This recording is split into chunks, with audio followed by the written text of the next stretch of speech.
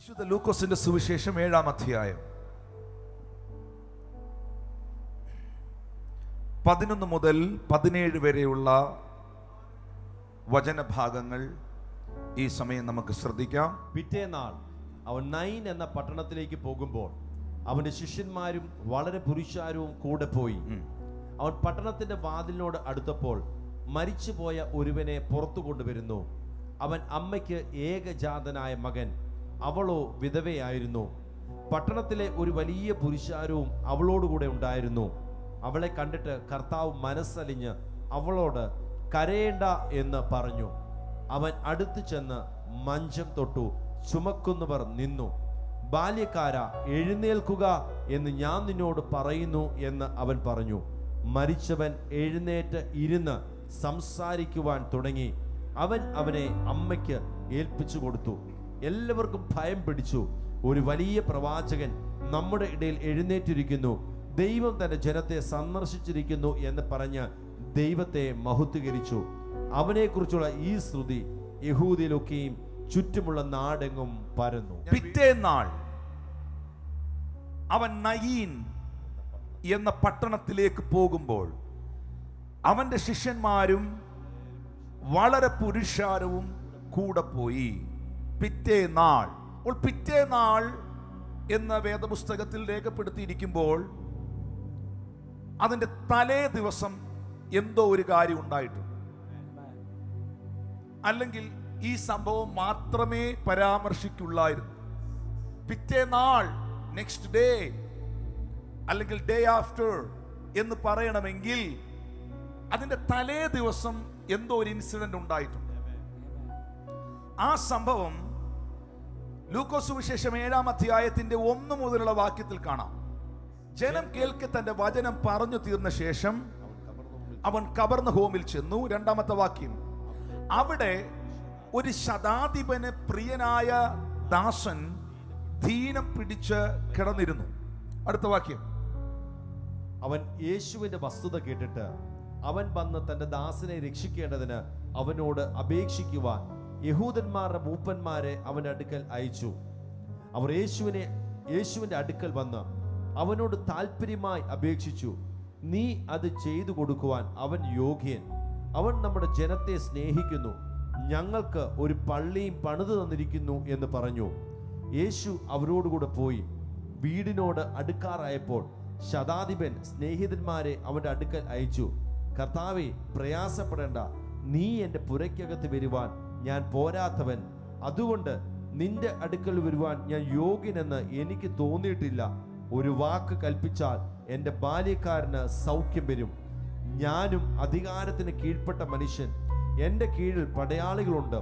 ഒരുവനോട് പോകുക എന്ന് പറഞ്ഞാൽ അവൻ പോകുന്നു, മറ്റൊരുവനോട് വരിക എന്ന് പറഞ്ഞാൽ അവൻ വരുന്നു. എൻ്റെ ദാസനോട് ഇത് ചെയ്യുക എന്ന് പറഞ്ഞാൽ അവൻ ചെയ്യുന്നു എന്ന് പറയിച്ചു. യേശു അത് കേട്ടിട്ട് അവങ്കൽ ആശ്ചര്യപ്പെട്ടു. തിരിഞ്ഞു നോക്കി അനുഗമിക്കുന്ന കൂട്ടത്തോട്, ഇസ്രായേൽ കൂടി ഇങ്ങനെയുള്ള വിശ്വാസം ഞാൻ കണ്ടിട്ടില്ല എന്ന് ഞാൻ നിങ്ങളോട് പറയുന്നു എന്ന് പറഞ്ഞു. ശതാധിപൻ പറഞ്ഞയച്ചിരുന്നവർ വീട്ടിൽ മടങ്ങി വന്നപ്പോൾ ദാസനെ സൗഖ്യത്തോടെ കണ്ടു. ഇത് കഴിഞ്ഞിട്ടാണ് അടുത്ത വാക്യത്തിൽ എഴുതിയിരിക്കുന്നത്, പിറ്റേന്നാൾ അവൻ നയീൻ എന്ന പട്ടണത്തിലേക്ക് പോകുമ്പോൾ ശതാധിപന്റെ ദാസന് വന്ന സൗഖ്യം. എന്താണ് ശതാധിപൻ? ഈ റോമൻ വാക്കുകളാണ് ഇതൊക്കെ. ശതം എന്ന് പറഞ്ഞാൽ 100, സഹസ്രം എന്ന് പറഞ്ഞാൽ 1000, ലീജിയൻ എന്ന് പറഞ്ഞാൽ 6000.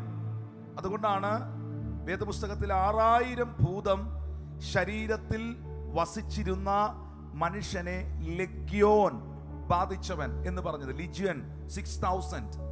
അപ്പോൾ ശതാധിപൻ എന്ന് പറയുമ്പോൾ 100 പട്ടാളക്കാരുടെ ഓഫീസറാണ്.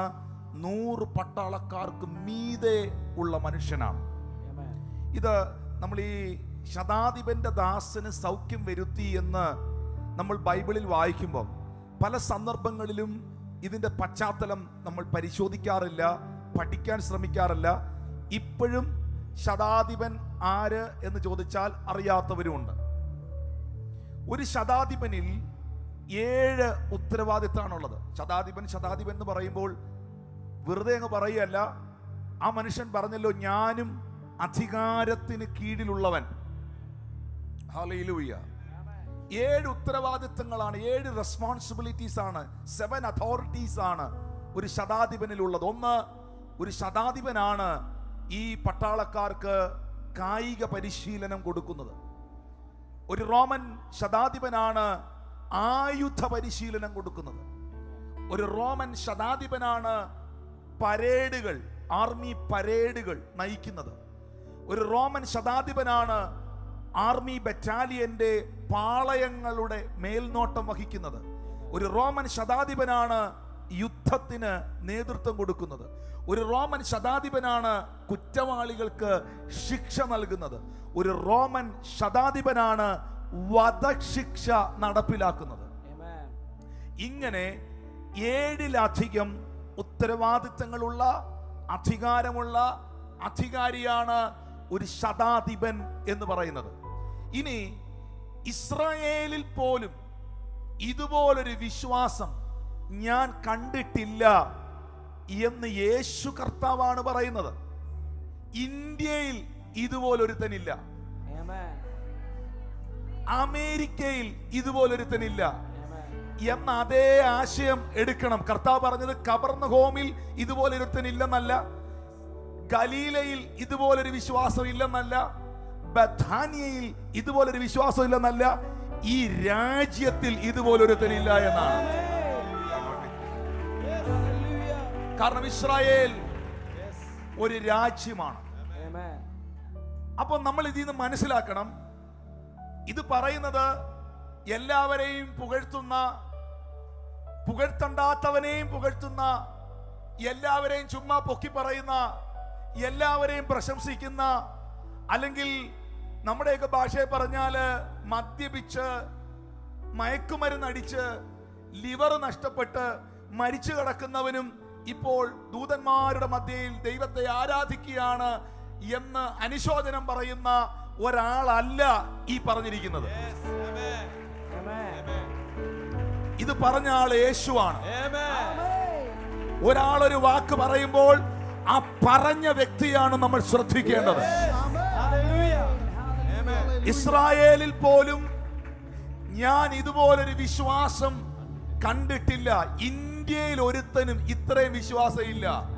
അമേരിക്കയിൽ ഒരുത്തനും ഇത്രയും വിശ്വാസമില്ലെന്ന് അമേരിക്കയിൽ നിന്ന് പറയുന്നത് പോലെ, ഇന്ത്യയിൽ ഒരുത്തനും ഇതുപോലൊരു വിശ്വാസം ഇല്ലെന്ന് ഇന്ത്യയിൽ നിന്ന് പറയുന്നത് പോലെ, ഇസ്രായേൽ എന്ന രാജ്യത്തിൽ നിന്നുകൊണ്ട് ലോകത്തിന്റെ രക്ഷകൻ ദൈവപുത്രൻ പറയുകയാണ്, ഇസ്രായേലിൽ ഇതുപോലൊരു ഫെയ്ത്ത് ഉള്ളവനെ ഞാൻ കണ്ടിട്ടില്ല. അങ്ങനെയാണെങ്കിൽ ഈ ശതാധിപനിൽ നമ്മൾ കാണാത്തത് എന്തൊക്കെയോ യേശു കണ്ടിരിക്കുന്നു. നമുക്ക് പിടികിട്ടിയിട്ടില്ലാത്തത് എന്തൊക്കെയോ യേശുവിന് പിടികിട്ടിയിരിക്കുന്നു. നമുക്ക് മനസ്സിലാക്കാൻ കഴിയാത്തത് എന്തൊക്കെയോ ഒറ്റ നോട്ടത്തിൽ അവന്റെ വാക്കിൽ യേശു മനസ്സിലാക്കിയിരിക്കുന്നു.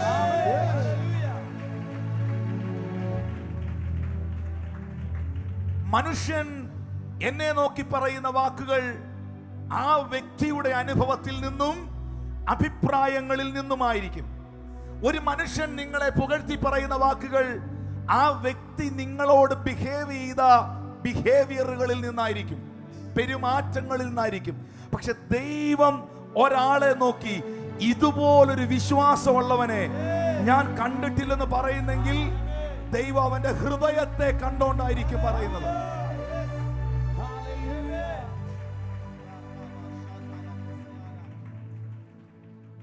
എന്താണ് ഈ ശതാധിപന്റെ പ്രത്യേകത? ഒന്ന്, ഞാൻ പറഞ്ഞല്ലോ, ഇത്രയും അധികാരങ്ങൾ, ഈ 7 അധികാരങ്ങൾ ഈ മനുഷ്യനിൽ നിക്ഷിപ്തമാണ്. ഒരു സീനിയർ ഓഫീസറാണ്. 2, നിങ്ങൾ മനസ്സിലാക്കണം,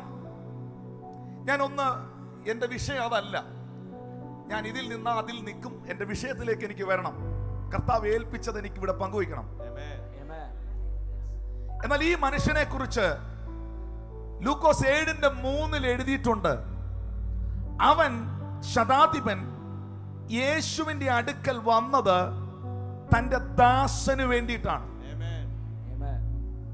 എന്ന് പറഞ്ഞാൽ യേശുവിനോട് അപേക്ഷിക്കുന്നത് എന്റെ ഭാര്യയെ സൗഖ്യമാക്കണമെന്നല്ല, എനിക്ക് സൗഖ്യം വേണമെന്നല്ല, എന്റെ വീട്ടിൽ എന്റെ കുഞ്ഞ് രോഗിയായി കിടക്കുന്നു, എന്റെ കുഞ്ഞിനെ സൗഖ്യമാക്കണമെന്നല്ല.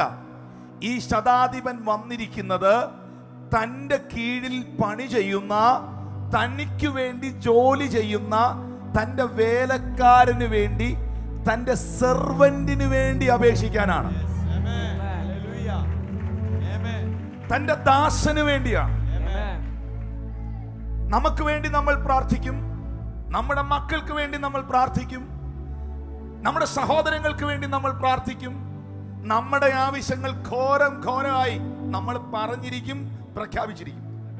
പക്ഷേ ഈ ശതാധിപൻ വന്നിരിക്കുന്നത് തന്റെ മകൾക്കോ മകനോ ഭാര്യയ്ക്കോ തനിക്കോ വേണ്ടിയല്ല.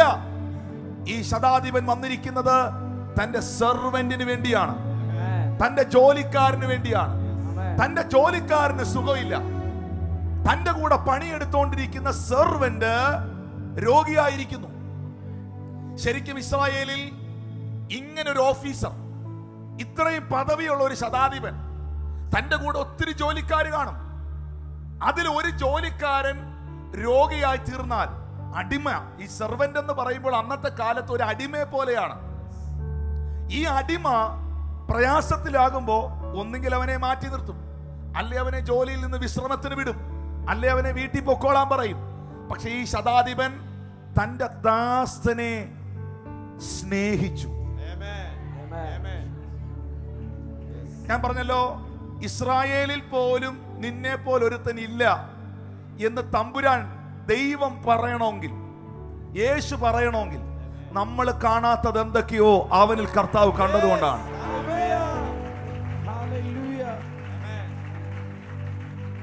രണ്ടാമതായി 5-ാം വാക്യത്തിൽ പറയുന്നു, അത് നാട്ടുകാരാണ് പറയുന്നത്, ഈ സാക്ഷ്യം പറയുന്നത് ശതാധിപനല്ല.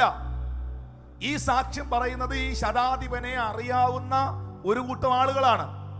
അവര് പറയുന്നു, ഈ മനുഷ്യൻ ജനത്തെ ഭയങ്കരമായി സ്നേഹിക്കുന്ന ആളാണ്. 2, ഞങ്ങൾക്ക് ഒരു പള്ളിയും തീർപ്പിച്ചു തന്നിരിക്കുന്നു. അപ്പൊ നാട്ടുകാര് ഈ ശതാധിപനെ കുറിച്ച്, ശതാധിപൻ അവിടെ നിൽക്കുമ്പോ യേശുവിനോട് പറയുകയാണ്, ഈ പുള്ളി നിങ്ങൾ യേശു കർത്താവെ അങ്ങ് ഉദ്ദേശിക്കുന്ന ഒരാളല്ല, നല്ല മനുഷ്യനാ. അപ്പൊ അങ്ങനെ പറയണമെങ്കിൽ യേശു കർത്താവ് ഇവന്റെ വിഷയത്തെ എടുക്കണം, യേശു കർത്താവ് ഇവന്റെ വിഷയത്തെ ഡീൽ ചെയ്യണം. അതിനുവേണ്ടി ആളുകള് യേശുവിനെ പ്രഷർ ചെയ്യാണ്. പിന്നെ അത് മാത്രമല്ല, ഞങ്ങളുടെ അവിടുത്തെ പള്ളി, ചർച്ച് പണിക്ക് ഇഷ്ടംപോലെ പൈസ എന്ന അച്ചായനായത്, ഏറ്റവും കൂടുതൽ പള്ളി പണിക്ക് പൈസ എന്ന മനുഷ്യനാണ്.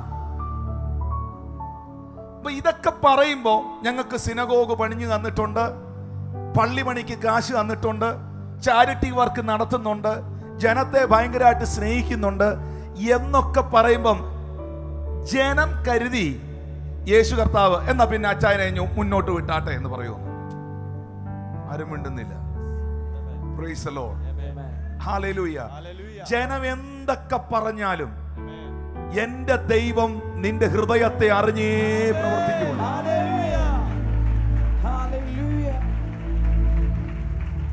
ആരൊക്കെ നിന്നെ വാഴ്ത്തി പുകഴ്ത്തിയാലും, ആരൊക്കെ നിന്നെ വാനോളം പൊക്കാൻ ശ്രമിച്ചാലും, നിന്നെ ഉള്ളതുപോലെ അറിയുന്ന ഒരു ദൈവം ഉണ്ട് എന്ന സത്യം മനസ്സിലാക്കണം. പള്ളി പണിക്ക് അദ്ദേഹം പൈസ കൊടുത്തു, പള്ളി പണിഞ്ഞു കൊടുത്തു. പള്ളി പണിക്ക് കാശ് കൊടുത്തെന്നല്ല എഴുതിയിരിക്കുന്നേ, ചർച്ച് ഫുള്ളായിട്ട് പുള്ളി പണിഞ്ഞു കൊടുത്തു. ജനത്തെ സ്നേഹിച്ചു, ദാസിന് വേണ്ടി അപേക്ഷിക്കുന്നു. അപ്പൊ ഉടനെ കർത്താവിന് ഒരു ആഗ്രഹം ഉണ്ടല്ലോ, നമുക്ക് തോന്നുമല്ലേ ഈ പുള്ളി ആരാന്നൊന്ന് അറിയണമെന്ന്. സാധാരണ നിലയിൽ നാട്ടുകാരെല്ലാം ഇങ്ങനെ പറയുന്ന, വാനോളം പുകഴ്ത്തുന്ന ഒരാള് മുന്നോട്ട് വന്ന് യെസ് സാർ ഞാനാണ്, വളരെ ഗമയോടെ നിൽക്കേണ്ടതാണ്. പക്ഷേ കർത്താവിനെ ഞെട്ടിച്ചു കളഞ്ഞത് ഇത്രയും അധികാരമുള്ള, ഇത്രയും പണമുള്ള, ഇത്രയും പദവിയുള്ള, ഇത്രയും ജനത്തിന്റെ ഒരു വലിയ കൂട്ടത്തിന്റെ അക്സെപ്റ്റൻസ് ഉള്ള, ഒരു സമൂഹം ഒന്നടങ്കം അംഗീകരിക്കുന്ന ഈ മനുഷ്യൻ 6-ാം വാക്യത്തിൽ യേശു കർത്താവിനോട് പറയുകയാണ്, കർത്താവേ, യേശുവേ, അവിടുന്ന് പ്രയാസപ്പെടണ്ട. നീ എന്റെ പുരയ്ക്കകത്ത് വരാൻ ഞാൻ യോഗ്യനല്ല. എനിക്ക് വലിയ വീട് ഇല്ലെന്നല്ല, എനിക്ക് വലിയ വീടുണ്ട്. എനിക്ക് വസ്തു ഇല്ലെന്നല്ല, വസ്തുക്കളുണ്ട്. എന്റെ വീട് കൊള്ളുകയെന്നല്ല. നമ്മൾ പെട്ടെന്ന് എന്റെ പുരയ്ക്കകത്ത് വരാൻ കർത്താവേ നീ പോരാത്തവനാണേ എന്ന് പറയുമ്പോൾ നമ്മൾ ആ പുരയെ കുറിച്ചായിരിക്കും ചിന്തിക്കുന്നത്. വലിയ യേശുവിന് വരത്തക്കവണ്ണമുള്ള പുരയായിരിക്കത്തില്ല. അതല്ല അവൻ പറഞ്ഞത്. എന്റെ പുര കൊള്ളത്തില്ല, എന്റെ വീട് കൊള്ളത്തില്ല, എന്റെ വീട് പോരത്തില്ലെന്നല്ല. ഞാൻ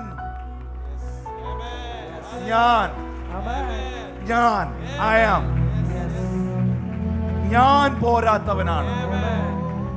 ദൈവം മുൻപാകെ നിൽക്കുവാൻ, അങ്ങയുടെ മുൻപിൽ നിൽക്കുവാൻ എനിക്ക് യാതൊരു യോഗ്യതയില്ല കർത്താവേ. അങ്ങന്റെ വീട്ടിൽ വരാൻ എനിക്കൊരു അർഹതയില്ല കർത്താവേ.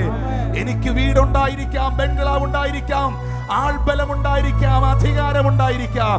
പക്ഷേ അങ്ങയുടെ മുമ്പിൽ നിൽക്കുവാൻ, അങ്ങന്റെ ഭവനത്തിൽ വരുവാൻ എനിക്കൊരു യോഗ്യതയുമില്ല എന്ന് പരസ്യമായി സമ്മതിച്ചവന്റെ ഹൃദയത്തെ തിരിച്ചറിഞ്ഞ ദൈവം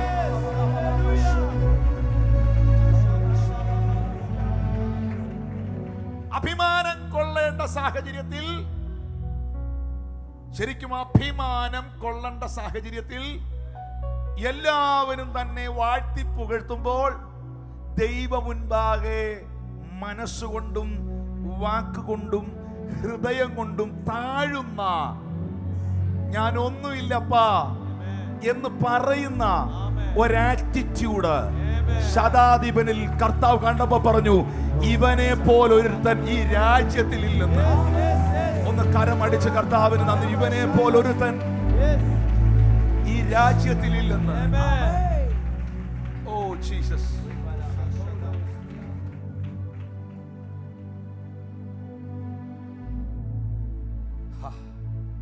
ഒന്ന്, അദ്ദേഹം ദാസനെ സ്നേഹിച്ചു. 2, ദൈവജനത്തെ സ്നേഹിച്ചു. 3, തന്റെ അയോഗ്യത താൻ തിരിച്ചറിഞ്ഞു. തന്റെ അയോഗ്യത താൻ പരസ്യമായി ദൈവത്തിന്റെ മുൻപാകെ വെളിപ്പെടുത്തി. 4, അതിന്റെ 7-ാമത്തെ വാക്യത്തിൽ ആ ശതാധിപൻ പറയുകയാണ്, ഒരു വാക്ക് നീ കൽപ്പിച്ചാൽ എന്റെ ബാല്യക്കാരന് സൗഖ്യം വരും. നീ എന്റെ വീട്ടിൽ വരണ്ട, തൊടണ്ട, നോക്കണ്ട. ഞാൻ നിന്റെ വാക്കിൽ വിശ്വസിക്കുകയാണ്. കർത്താവിന് അങ്ങനെയുള്ള ചിലരെ ഇതിനകത്ത് ആവശ്യമുണ്ട്. എന്റെ സാഹചര്യങ്ങൾ എനിക്കെതിരായിരിക്കാം, വ്യക്തികൾ എനിക്കെതിരായിരിക്കാം, മനുഷ്യർ എനിക്കെതിരായിരിക്കാം, അല്ലെങ്കിൽ എനിക്കെല്ലാം അനുകൂലമായിരിക്കാം. എന്തുമാകട്ടെ, ഇപ്പോഴും എന്റെ ദൈവമേ, അങ്ങയുടെ വചനത്തിൽ, അങ്ങയുടെ വാക്കിൽ ഞാൻ പൂർണ്ണമായും വിശ്വസിക്കുകയാണ്. യേശു കർത്താവിന്റെ ആ ഡിക്ലറേഷൻ പവറിൽ, യേശു കർത്താവ് തന്റെ വായ് കൊണ്ട് പറയുന്ന പ്രഖ്യാപനത്തിൽ, എന്റെ സിസ്റ്റർ, യേശു കർത്താവിന്റെ വാക്കിനെ ഈ മനുഷ്യൻ വിശ്വസിക്കുകയാണ്.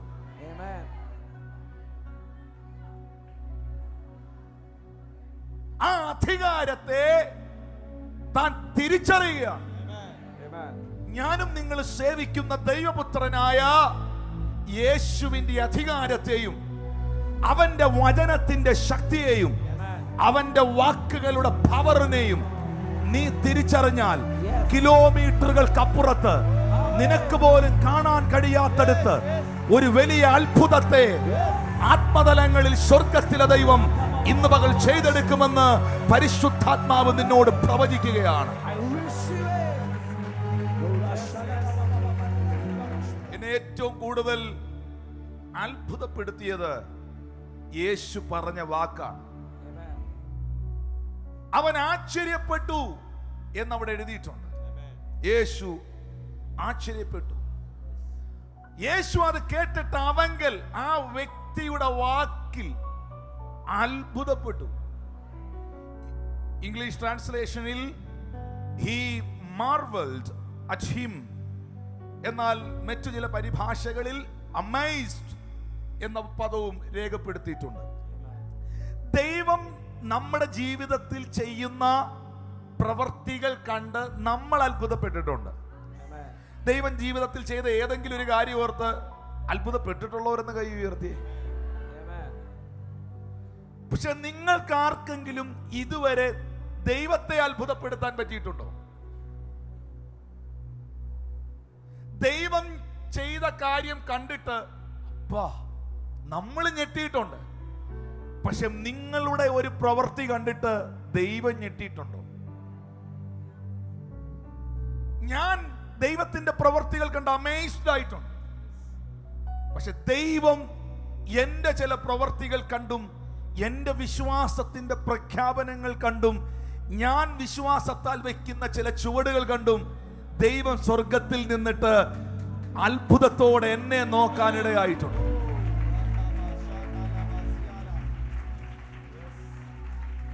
ഇതാണ് വ്യത്യാസം. നിന്നെ പോലെ ഈ പഞ്ചായത്തിൽ ഒരുത്തൻ ഇല്ലെന്നല്ല പറഞ്ഞത്. നിന്നെ പോലെ ഗലീലയിൽ ഒരുത്തൻ ഇല്ലെന്നല്ല പറഞ്ഞത്. നിന്നെ പോലെ കബർനഹോമിൽ ഒരുത്തൻ ഇല്ലെന്നല്ല പറഞ്ഞത്. നിന്നെ പോലെ ഒരുത്തൻ ഈ രാജ്യത്തിൽ ഇല്ലെന്നാണ് പറഞ്ഞത്.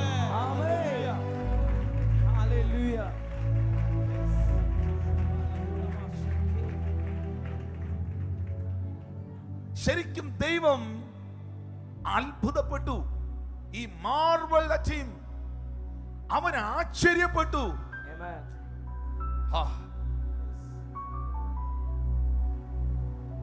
അവൻ ആശ്ചര്യപ്പെട്ടതിന്റെ കാരണം ഈ ശതാധിപൻ അറിയാം. ഇവിടെ പട്ടാളത്തിൽ വർക്ക് ചെയ്തവരും പോലീസ് ഡിപ്പാർട്ട്മെന്റിൽ വർക്ക് ചെയ്തവരും സമൂഹത്തിന്റെ പല മേഖലകളിൽ പ്രവർത്തിച്ചവരും ഈ ആലയത്തിലുണ്ട്, ഈ ഓൺലൈനിൽ കാണുന്നുണ്ട്. ഒരു സീനിയർ ഓഫീസറിന്റെ അതോറിറ്റി എന്താണെന്ന് അവർക്കറിയാം. ഹല്ലേലൂയ. ചിലത് നീല മഷിക്കിടുന്ന സിഗ്നേച്ചറാണ്, ചിലത് ചുമന്ന മഷിക്കിടുന്ന ഒപ്പാണ്, ചിലത് ഗ്രീൻ സിഗ്നേച്ചറാണ്. ഒപ്പിടുന്നവന് ആ ഒപ്പിന്റെ വാല്യൂ ഉണ്ട്, ആ വ്യക്തിയുടെ വിലയുണ്ട്. മനസ്സിലായോ? അപ്പോൾ ഈ ഓഫീസർ ഇറങ്ങി വന്ന് ഒരു വാക്ക് പറഞ്ഞാൽ ആ വാക്ക് കേട്ടോണ്ട് പോകുന്നവൻ അവനെ വെടിവെക്കൂ എന്ന് പറഞ്ഞാൽ വെടിവെക്കും. ഞാൻ പറഞ്ഞല്ലോ, 7 അധികാരങ്ങളാണ് ഒരു ശതാധിപനുള്ളത്. അതിൽ ഒന്ന് വധശിക്ഷ നടപ്പാക്കാൻ അധികാരമുള്ളവനാണ്. അവനെ തൂക്കിക്കൊല്ലണം എന്ന് പുള്ളി ഉത്തരവിട്ടാൽ അത് ചെയ്യാൻ അവിടെ ആളുണ്ട്. എന്ന് പറഞ്ഞാൽ പുള്ളി പറഞ്ഞാ മതി, പുള്ളി അത് ചെയ്യണ്ട, അത് ചെയ്യാൻ വേറെ ആളുണ്ട്. ഈ മനുഷ്യൻ യേശുവിന്റെ മുമ്പിൽ പറയുന്നു, എനിക്ക് ഈ ക്യാമ്പിൽ മാത്രമേ അതോറിറ്റി ഉള്ളൂ. You are the son of God. എവിടായി വന്നിരിക്കുന്നേ? ആരുടെ മുമ്പിലായി വന്നിരിക്കുന്നേ? ആരോടായി പ്രാർത്ഥിക്കുന്നേ? ഇന്ന് ഇവിടെ ഇരുന്ന് പറയാം, അപ്പാ ഇവിടുത്തെ ഒരു മന്ത്രിയുടെ ഓർഡറിന്റെ മുമ്പിൽ ആ ഡിപ്പാർട്ട്മെന്റിൽ കാര്യങ്ങൾ തിരിയുന്നെങ്കിൽ, ഇവിടുത്തെ ഒരു DGPയുടെ ഓർഡറിന്റെ മുമ്പിൽ പോലീസ് ഡിപ്പാർട്ട്മെന്റിൽ കാര്യങ്ങൾ തിരിയുന്നെങ്കിൽ, അഖിലാണ്ടത്തെ ചമച്ചവരെ,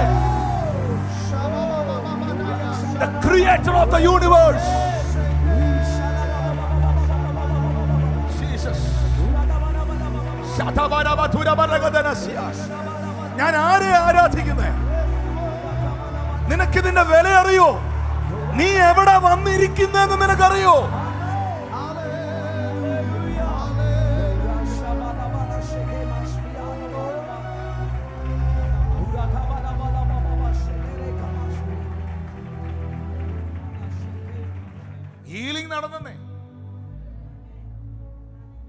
യേശു ആ വീട്ടിൽ പോയില്ല. Amen. കിലോമീറ്ററുകൾക്കപ്പുറത്ത് സൗഖ്യം നടന്നു. Amen. കൈവച്ചില്ല, കണ്ടില്ല, തൊട്ടില്ല, പോയില്ല, ഒന്നും ചെയ്തില്ല. കാരണം ശതാധിപൻ, അവന്റെ അധികാരം അറിഞ്ഞവൻ, അധികാരസ്ഥനായ ദൈവപുത്രനോട് പറയുന്നു, ഞാൻ ഒരുത്തനോട് പോക എന്ന് പറഞ്ഞാൽ ആ പട്ടാളക്കാരൻ പോകും. ഞാൻ ഒരുത്തൻ വരിക എന്ന് പറഞ്ഞാൽ ആ പട്ടാളക്കാരൻ വരും. ഞാൻ ഒരുത്തനോട് അത് ചെയ്യാൻ പറഞ്ഞാൽ അവനത് ചെയ്യും. എന്റെ പുരയ്ക്കകത്ത് കാല് ചവിട്ടാൻ, കർത്താവേ നീ എന്റെ പുരയ്ക്കകത്ത് വരാൻ ഞാൻ യോഗ്യനല്ലെന്ന് ഇവൻ പറയണമെങ്കിൽ ഇവൻ വഹിക്കുന്ന അധികാരത്തിന്റെ മില്യൺ ടൈംസ് അധികാരം അവനിലുണ്ടെന്ന് വിശ്വസിച്ചു. ഞാൻ സേവിക്കുന്നത് ഒരു സാധാരണ ദൈവത്തെയല്ല, പാമ്പുകളെയും തേളുകളെയും ശത്രുവിന്റെ സകല ബലത്തെയും ചവിട്ടുവാൻ അവൻ എനിക്ക് അധികാരം തന്നിരിക്കുന്നു എന്ന് വാഗ്ദത്തം ചെയ്തവൻ, സ്വർഗത്തിനും ഭൂമിക്കും സകല അധികാരവും നൽകപ്പെട്ടവൻ, നിങ്ങളിൽ ഉള്ളവൻ ലോകത്തിൽ ഉള്ളവനേക്കാൾ വലിയവൻ എന്ന് വാഗ്ദത്തം ചെയ്തവൻ.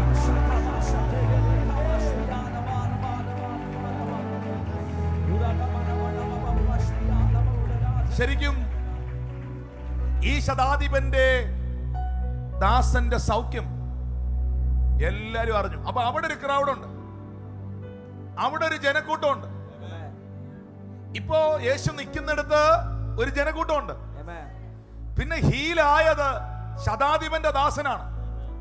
ഇത് നാട്ടുകാർ മുഴുവൻ അറിഞ്ഞു. അങ്ങനെ 11ാമത്തെ വാക്യത്തിലേക്ക് വരുമ്പോ, പിറ്റേന്നാൾ ഈ സംഭവം കഴിഞ്ഞ് അവിടുന്ന് അടുത്ത ദിവസം അറ്റ് നെക്സ്റ്റ് ഡേ യേശു കർത്താവ് നയീൻ എന്ന പട്ടണത്തിലേക്ക് പോകുമ്പോൾ അവിടെ ഒരു വാക്കുണ്ട്, ശിഷ്യന്മാരും വളരെ പുരുഷാരവും. ക്രൗഡ് കൂടി, ജനം കൂടി, ഭയങ്കര ജനക്കൂട്ടമായി. കാരണം ഇതുപോലൊരു അധികാരം വഹിക്കുന്നവനെ,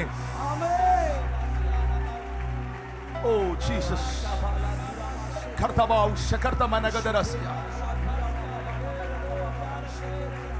കാണാൻ കഴിയാത്ത നിലകളിൽ വലിയ പുരുഷാരം കൂടെ പോയി. ആമേൻ, ആമേൻ. യേശു കർത്താവ് നയീൻ എന്ന പട്ടണത്തിൽ എത്തി. എന്താണ് നയീൻ എന്ന വാക്കിന്റെ അർത്ഥം? നയീൻ എന്ന് പറഞ്ഞാൽ അതിന്റെ അർത്ഥം ബ്യൂട്ടി എന്നാണ്. മനോഹരം, ബ്യൂട്ടി, സിറ്റി ഓഫ് ബ്യൂട്ടി, മനോഹര പട്ടണം. അടുത്തിരിക്കുന്ന ആളോട് പറഞ്ഞേ, മനോഹര പട്ടണം. മനോഹര പട്ടണം. ഹല്ലേലൂയ, ആമേൻ, സ്തോത്രം. അപ്പോൾ ഈ മനോഹര പട്ടണത്തിൽ നയീനിൽ യേശു കർത്താവ് എൻട്രി ചെയ്യാണ്. ആ സമയത്ത് 12ാം വാക്യം പറയുന്നു, പട്ടണത്തിന്റെ വാതിലിനോടടുത്തപ്പോൾ, ഗേറ്റിനോടടുത്തപ്പോൾ മരിച്ചുപോയ ഒരുത്തനെ പുറത്തോട്ട് കൊണ്ടുവരികയാണ്. കാരണം മരിച്ചവനെ അടക്കുന്നത് യഹൂദന്മാരുടെ നിയമം അനുസരിച്ച് പട്ടണത്തിന് പുറത്താണ്. അപ്പോൾ അവനെ പട്ടണത്തിന്റെ പുറത്തോട്ട് കൊണ്ടുവരികയാണ്. ആ മരിച്ച മകൻ അമ്മയ്ക്ക്, അവന്റെ അമ്മയ്ക്ക് ഏകജാതനായ മകൻ. ആ സ്ത്രീയോ, അവളോ വിധവയായിരുന്നു. അപ്പം ആ സ്ത്രീ വിധവയായിരുന്നു, ഭർത്താവില്ലാത്തവളായിരുന്നു. എന്നാൽ അവൾക്ക് ഒരൊറ്റ മകനുണ്ടായിരുന്നു. ആ മകനും ഇപ്പോൾ മരണപ്പെട്ടിരിക്കുകയാണ്. നാട്ടുകാർ എന്തൊക്കെ കാര്യങ്ങളായിരിക്കും പറയുന്നതെന്ന് നമുക്കറിയാം. ശാപമാണെന്ന് പറയുന്നവര് കാണും, അവളുടെ കുറവാന്ന് പറയുന്നവര് കാണും. യോ, എന്താ ദൈവമേ ഈ വീട്ടിൽ ഇങ്ങനെയൊക്കെ നടക്കുന്നേ എന്ന് പറയുന്നവര് കാണും. പല തരത്തിലുള്ള കമന്റുകൾ ചുറ്റുമുണ്ടാകും. പക്ഷേ ഞാൻ കണ്ടത്, വിധവയായിരുന്നവൾക്ക് ഒറ്റ മകനുണ്ടായിരുന്നു. ആ കുഞ്ഞൂടെ മരിച്ചപ്പോൾ അവൾ അനാഥയായി, അവൾ ആരോരും ഇല്ലാത്തവളായി, ഒരു പ്രതീക്ഷകൾക്കും വകയില്ലാത്തവളായി, മുൻപോട്ടൊന്നും കാണാനില്ലാത്തവളായി. എല്ലാ പ്രതീക്ഷകളും അസ്തമിച്ച് തന്റെ ഒരേ ഒരു കുഞ്ഞിന്റെ ശവമഞ്ചവുമായി ഒരു കൂട്ടം ആളുകൾ വിലാപയാത്രയായി പോകുമ്പോൾ ആ വിലാപയാത്രയിൽ കരഞ്ഞുകൊണ്ട് ഈ സഹോദരി പട്ടണത്തിന് പുറത്തേക്ക് വരികയാണ്. ഏതാനും ചില നിമിഷങ്ങൾക്കുള്ളിൽ ഈ കുഞ്ഞിനെ മറവ് ചെയ്യും, ഈ കുഞ്ഞിനെ അടക്കം ചെയ്യും. നിങ്ങൾ ദൈവത്തിൽ നിന്ന് സ്വീകരിക്കാൻ തയ്യാറാണോ? നിങ്ങൾ പ്രാപിക്കാൻ തയ്യാറാണോ? നമ്മൾ സേവിക്കുന്ന ദൈവം ആരെന്ന് യഥാർത്ഥമായ ആത്മാവിലും ശരീരത്തിലും അറിയാൻ തയ്യാറാണോ? അതൊന്ന് വെളിപ്പെടുത്തി ആരാധിക്കാവോ? ഇത് പറഞ്ഞിട്ട് എനിക്ക് ബാക്കി പറയാൻ തോന്നുന്നില്ല.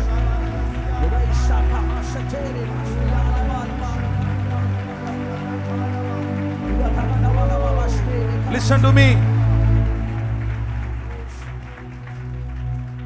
ഞാൻ ഈ വചനഭാഗം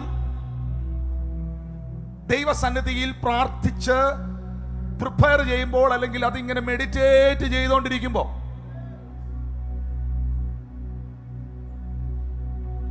എൻ്റെ ആത്മാവിലും എൻ്റെ ചിന്തയിലും ഒരേ സാധനം വരികയാണ്, ഒരു കാഴ്ച വരികയാണ്. മിനിറ്റുകൾക്കകം ഈ ബോഡി, ഈ ഭൗതിക ശരീരം, ഈ വിലാപയാത്ര ഈ ഗേറ്റിന്റെ പുറത്തിറങ്ങും. ഗേറ്റിന്റെ പുറത്തിറങ്ങിയാൽ തൊട്ടപ്പുറത്ത് സെമിത്തേരിയാണ്, കുട്ടിയുടെ അടക്കം നടക്കും. അതോടുകൂടെ എല്ലാം കഴിയാണ്. ഒരു വഴിയായി മരണം വരികയാണ്, മറുവഴിയായി ജീവൻ വരികയാണ്. മറുവഴിയായി ജീവൻ വരികയാണ്. Hey, hey, something is going to happen. Rakabayalaba shamdala vaidamatana. Ratamana mana thurabaga sharagas.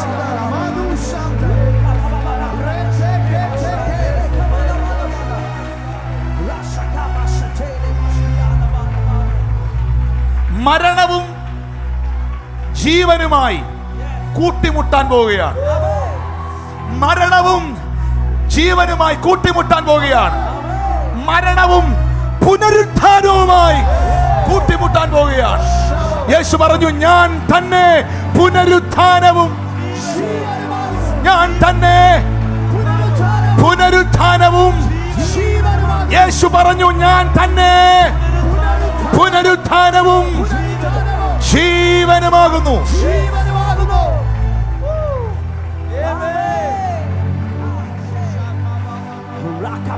ഇന്ന് നിന്റെ വിഷയത്തോടുള്ള ബന്ധത്തിൽ ചില കൂട്ടിമുട്ടലുകൾ ഉണ്ടാകാൻ പോവുകയാണ്. ഞാനിവിടെ മനസ്സിലാക്കിയ ഒരു സത്യം,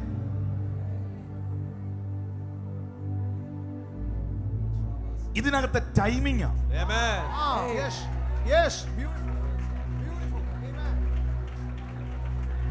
യേശു കർത്താവ് ഒരു 2 മിനിറ്റ് വൈകിയെങ്കിൽ ഈ ശരീരം മണ്ണോട് മണ്ണ് ചേരും. അവര് ഒരു 10 മിനിറ്റ് നേരത്തെ ആയിരുന്നെങ്കിൽ യേശുവിനെ മിസ് ചെയ്യും. പകൽ ഞാൻ ഉറപ്പിച്ചു പറയാം, ദൈവത്തിന് ചിലതൊക്കെ ഉയർപ്പിക്കാൻ പദ്ധതി ഉണ്ട്.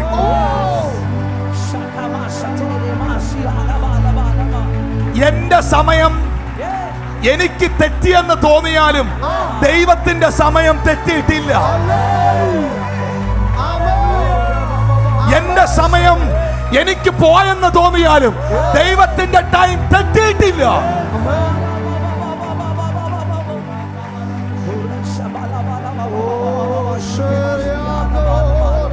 ഇരുട്ടും വെളിച്ചവുമായി കൂട്ടിമുട്ടിയാൽ ഇരുട്ട് തോക്കും, വെളിച്ചം ജയിക്കും. Hallelujah. അല്ലേ നീ ഒന്ന് കൂട്ടിമുട്ടി നോക്ക്. നിങ്ങളിൽ എത്ര പേർക്ക് എന്റെ സഹോദരങ്ങൾക്ക് ഇതൊരു പ്രവചന ശബ്ദമാണ്? ഈ മെസ്സേജ് ഒരു ദൈവിക ആലോചനയാണ്. നിങ്ങളിൽ എത്ര പ്രിയപ്പെട്ടവർക്ക് ഇത് മനസ്സിലാകുന്നു? Yes. Amen. We receive it. ഇരുട്ടും വെളിച്ചവുമായി കൂട്ടിമുട്ടാൻ പോകുകയാണ്. Amen. യേശു കർത്താവിന്റെ യാത്ര ഒരാഘോഷയാത്രയാണ്. കാരണം ഭയങ്കര മിറക്കിളുകൾ നടന്ന് ഇരുന്നേ ശതാധിപന്മാർ വരെ അത്ഭുതപ്പെട്ടു പോയ, കബർന്നോഹം എല്ലാം ഇളകി മറിഞ്ഞ ഒരു വലിയ ശുശ്രൂഷ കഴിഞ്ഞാണ് യേശുവും ടീമും വരുന്നത്. Amen. അതൊരു ആഘോഷയാത്രയാണ്. Amen. അവർ ഭയങ്കര കാര്യമൊക്കെ പറഞ്ഞ് സന്തോഷിച്ച് ദൈവത്തെ മഹത്വപ്പെടുത്തി വരുന്ന വരവാണ്. ഈ ഓപ്പോസിറ്റ് സൈഡിലൂടെ വരുന്നത് വിലാപയാത്രയാണ്. Yes. Amen. Yes. എന്നാൽ ഒരു കാര്യം ഞാൻ പറയാം, ജീവനും മരണവുമായി കൂട്ടിമുട്ടിയാൽ, ജീവനായ ക്രിസ്തുവുമായി മരണം കൂട്ടിമുട്ടിയാൽ, മരണം അവിടെ അവസാനിക്കുകയാണ്. സൗഖ്യദായകനും രോഗവുമായി കൂട്ടിമുട്ടിയാൽ രോഗം അവിടെ അവസാനിക്കുകയാണ്. പരാജയവും വിജയവുമായി കൂട്ടിമുട്ടിയാൽ പരാജയം വിജയമാകുകയാണ്. ശാപവും അനുഗ്രഹവുമായി കൂട്ടിമുട്ടിയാൽ നിന്റെ ശാപം അനുഗ്രഹമാകുകയാണ്.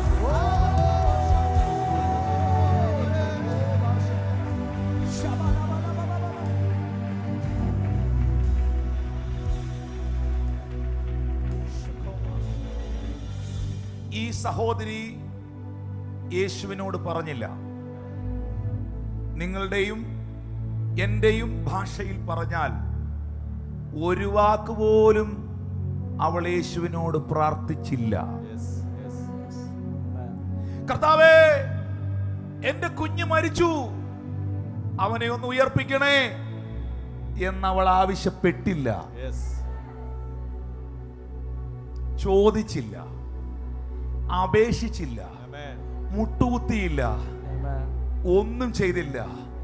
അവൾ ആകെ ചെയ്തത് കരഞ്ഞു. Amen. Amen. Amen. അവളാകെ ചെയ്തത് അവളുടെ കണ്ണ് നിറഞ്ഞൊഴുകി. അവളുടെ ഹൃദയത്തിന്റെ വേദന കണ്ണുനീരായി ധാരധാരയായി ഒഴുകി. ചില സമയങ്ങളിൽ, ചില സന്ദർഭങ്ങളിൽ Amen. പറയാൻ ദൈവത്തോട് വാക്കുകളില്ലാതെ വരുമ്പോൾ, ഒന്നും ചോദിക്കാനില്ലാതെ വരുമ്പോൾ, എന്റെ അവസ്ഥ ഇങ്ങനായി പോയി എന്ന് ഞാൻ തന്നെ ചിന്തിച്ച് ഒറ്റക്കിരുന്ന് കരയുമ്പോൾ, നിന്റെ കണ്ണീന്നൊഴുകുന്ന കണ്ണുനീരിനെ വായിച്ചെടുക്കുന്ന, നിന്റെ ഹൃദയത്തിന്റെ നെടുവീർപ്പുകളെ തിരിച്ചറിയുന്ന, നീ ചോദിക്കാതെ തന്നെ നിന്റെ ആവശ്യത്തെ മനസ്സിലാക്കുന്ന Hallelujah. Amen. ആ,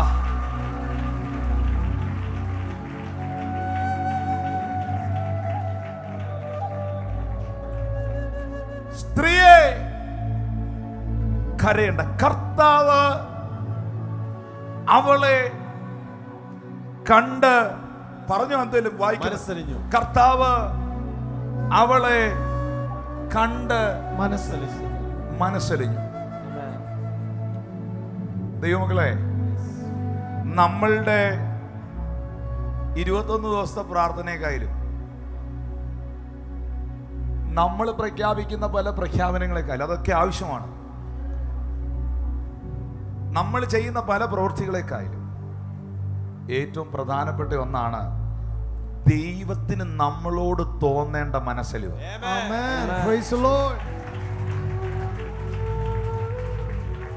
ഒരു കുഷ്ഠരോഗി അവന്റെ മുമ്പിൽ മുട്ടുകുത്തി, കർത്താവേ, നിനക്ക് മനസ്സുണ്ടെങ്കിൽ എന്നെ ശുദ്ധമാക്കൂ.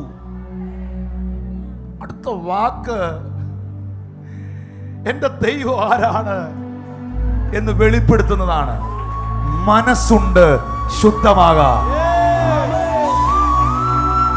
മനസ്സുണ്ട്, ശുദ്ധമാകാം. ആമേൻ.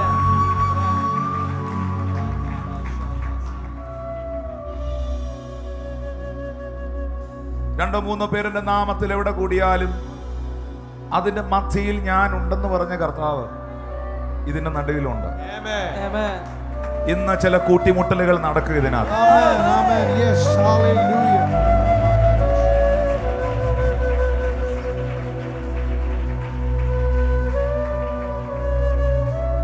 ഇനി ഞാനൊരു കാര്യം മനസ്സിലാക്കിയത്, ആ സ്ത്രീയോട് യേശു പറഞ്ഞു, കരയണ്ട. നാട്ടുകാർ ചിന്തിക്കും, ഇങ്ങേരെന്തായി പറയുന്നേ? വിധവയായിരുന്നു അവള്, ഒറ്റ മോനെ ഉള്ളായിരുന്നു, മരിച്ചുപോയി, കരയേണ്ടെന്നു. കരച്ചിൽ വരില്ലേ? കരയേണ്ടെന്നോ? അച്ഛാ, നീ അല്ലല്ലോ കരയേണ്ടെന്ന് പറഞ്ഞത്.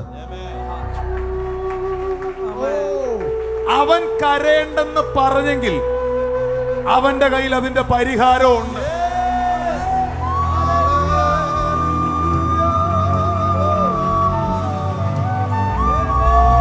യേശു നിന്നോട് കരയേണ്ടെന്ന് പറഞ്ഞെങ്കിൽ നീ എഴുതി വെച്ചോ, ആ വിഷയത്തിന്റെ സൊല്യൂഷനുമായിട്ടാണ് അവൻ വന്നിരിക്കുന്നത്.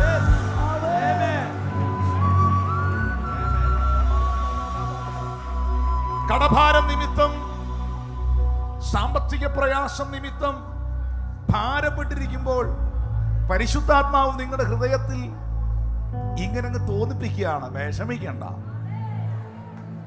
നിങ്ങളുടെ കുഞ്ഞിന്റെ വിഷയം ഓർത്ത്, നിങ്ങളുടെ മകന്റെ വിഷയം ഓർത്ത് വല്ലാതെ മനസ്സ് കലങ്ങുമ്പോൾ ആരോ ഉള്ളിൽ പറയുന്ന പോലെ തോന്നുകയാണ്, ഭാരപ്പെടണ്ട. അങ്ങനെ എന്തെങ്കിലും അനുഭവം നിങ്ങൾക്ക് ഉണ്ടായിട്ടുണ്ടെങ്കിൽ അത് പറഞ്ഞത് അത് പരിഹരിക്കുന്നവനാണ്.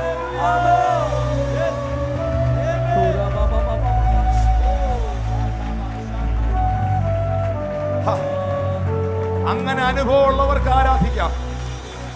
അവരോട് കർത്താവ് പറയുന്നു, എന്റെ യേശു നിന്നോട് കരയേണ്ടെന്ന് പറഞ്ഞെങ്കിൽ ആ പറഞ്ഞവന്റെ കയ്യിൽ അതിനി മരിച്ചു മൺമറഞ്ഞ് ശവപ്പെട്ടിയിൽ വെച്ച് അടക്കാൻ വെച്ചിരിക്കുന്ന ശരീരമാണെങ്കിലും അതിനകത്തുത്തരമുണ്ട് എന്നാണ്. ഇതേ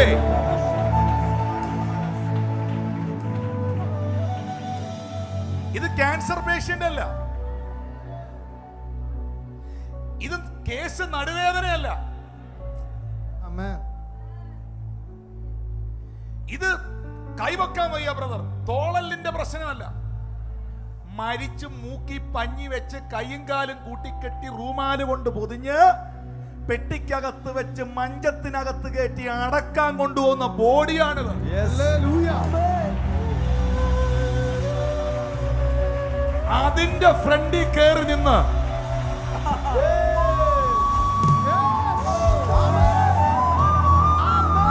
ഇത് പറയണമെങ്കിൽ എന്റെ ദൈവമാരാ.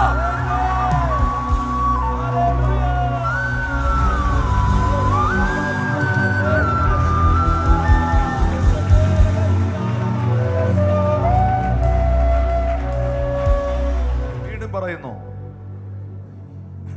ഈ മെസ്സേജിന്റെ ഇടയിൽ പരിശുദ്ധാത്മാവ് അടുത്ത ദിവസങ്ങളിൽ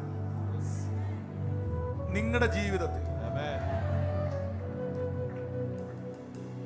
നിങ്ങളുടെ വ്യക്തിപരമായ അനുഭവത്തിൽ നിങ്ങളെ സർപ്രൈസ് ചെയ്യുന്ന ചില പ്രവൃത്തികൾ Yes, ചെയ്യും. receive it. We receive it in the name of Jesus. Yes. കാരണം ആ കുഞ്ഞ് ഉയർക്കുമെന്ന് ഈ അമ്മ പ്രതീക്ഷിച്ചോ? ഇല്ല.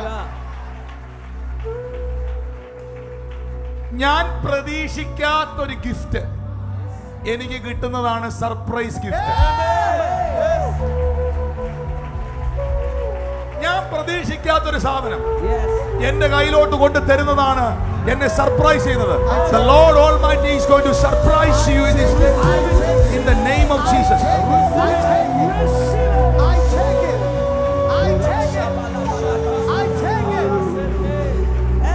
ഞാൻ ഇതിനകത്ത് മനസ്സിലാക്കിയൊരു കാര്യം, ലാസർ ദീനമായി കിടന്നപ്പോ മാർത്തയും മറിയയും ആളയച്ച് യേശുവിനോട് വിവരം പറഞ്ഞായിരുന്നു. പിന്നെ അതിലും അപ്പുറമായി യേശുവിന് ആ വീടുമായിട്ട് ഒരു ബന്ധം ഉണ്ടായിരുന്നു. ഈ സ്ത്രീയുമായോ ഈ കുടുംബമായോ സത്യം പറഞ്ഞാൽ ഒരു പക്ഷേ ഞാൻ വായിക്കുമ്പോൾ എനിക്ക് മനസ്സിലാക്കാൻ പറ്റുന്നൊരു കാര്യം, ആ സ്ത്രീയും ഈ ചുമക്കുന്ന ആളുകളുമൊക്കെ ഒരു പക്ഷെ ആദ്യമായിട്ടായിരിക്കാം യേശുവിനെ കാണുന്നത്. അപ്പൊ ശരിക്കും പറഞ്ഞാൽ ഈ സഹോദരി അപേക്ഷിച്ചില്ല, പ്രാർത്ഥിച്ചില്ല, ചോദിച്ചില്ല, ഉയർപ്പിക്കണമെന്ന് പറഞ്ഞില്ല, ഒന്നും ചെയ്തില്ല. ഇത് ഞാനിങ്ങനെ ധ്യാനിക്കുമ്പോൾ എൻ്റെ അടുത്ത് പരിശുദ്ധാത്മാവ് ഈ വചനഭാഗത്തിലൂടെ ചോദിക്കണം, മോനെ നിനക്കൊരു കാര്യം അറിയോ? ഞാൻ കരഞ്ഞ് നിലവിളിക്കുമ്പോൾ, അപേക്ഷിക്കുമ്പോൾ, യാചിക്കുമ്പോൾ മാത്രം അതിനുവേണ്ടി ഇറങ്ങി വരുന്ന ഒരു ദൈവമല്ല. അങ്ങനെ ഞാൻ പ്രവർത്തിക്കും, അങ്ങനെയാണ് പ്രവർത്തിക്കുന്നത്. പക്ഷെ അങ്ങനെ മാത്രമേ ഞാൻ പ്രവർത്തിക്കൂ എന്ന് നീ ചിന്തിക്കരുത്. അപ്പൊ ഞാന് ദൈവത്തോടൊരു വചനം ചോദിച്ചു. എനിക്കൊരു കാര്യം കൺഫേം ചെയ്യണമെങ്കിൽ എനിക്കൊരു വചനം കിട്ടണം. ഒരു കാര്യത്തിൽ എനിക്കൊരു വചനം കിട്ടിയാൽ ഞാൻ ഹാപ്പിയാവും. യെശയ്യാ പ്രവാചകന്റെ പുസ്തകം 65 അധ്യായം 24 വാക്യത്തിന്റെ ആദ്യ വാക്കാണ്, അവർ വിളിക്കുന്നതിന് മുമ്പേ ഞാൻ ഉത്തരവാരുള്ളൂ.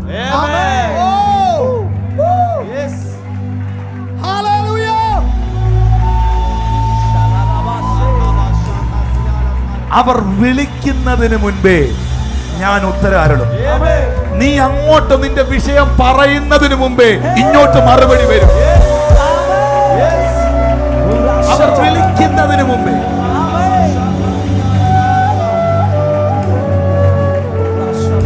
ഞാനൊരു പ്രവചന വാക്ക്, ഒരു ഡിക്ലറേഷൻ വിശ്വസിക്കുന്നവരുടെ മേൽ ഇടാൻ പോവാ. നീ ഇന്നുവരെ പ്രാർത്ഥിച്ചിട്ടില്ലാത്ത വിഷയത്തിൽ പോലും, നീ ദൈവത്തോട് ഇതുവരെ ചോദിച്ചിട്ടില്ലാത്ത വിഷയത്തിൽ പോലും എന്റെ ദൈവം പ്രവർത്തിക്കുന്ന കാഴ്ച ഈ ദിവസങ്ങളിൽ നിങ്ങളുടെ ഭവനത്തിൽ, നിങ്ങളുടെ ജീവിതത്തിൽ പരിശുദ്ധാത്മാവ് വെളിപ്പെടും.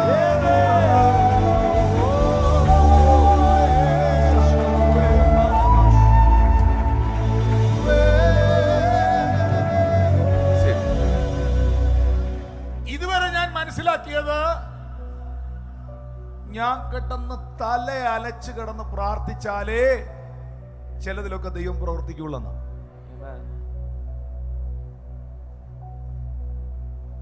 നല്ലതാ. ഈ ദിവസങ്ങളിൽ ഞാനും 3 ദിവസം ഉപവാസം ഇരുന്നപ്പോഴാ ഈ വചനത്തിന്റെ വെളിപ്പാട് കർത്താവ് എനിക്ക് തരുന്നത്. നല്ലതാ, ഉപവസിക്കണം, പ്രാർത്ഥിക്കണം. യേശു അവളെ കണ്ട് മനസ്സലിഞ്ഞ് കരയണ്ട.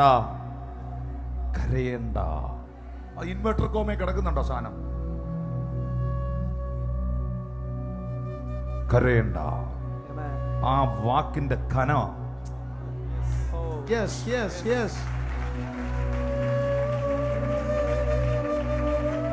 കരയണ്ട.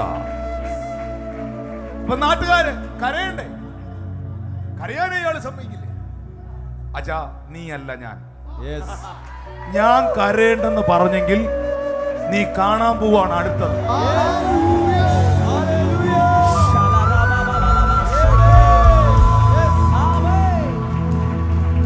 യേശുവിന് അതാണ് പറയാനുള്ളത്. Amen. I can see one vision in my spirit. Amen. Amen. വേദപുസ്തകം പറയുന്നു, അവൻ ചെന്നു മഞ്ചം തൊട്ടു. ചുമക്കുന്നവർ നിന്നു. പിന്നെ കോമയല്ല, കുത്താണ്. ഇനി ഈ സാധനം ഒരടി അങ്ങോട്ട് ചലിക്കില്ല. Amen.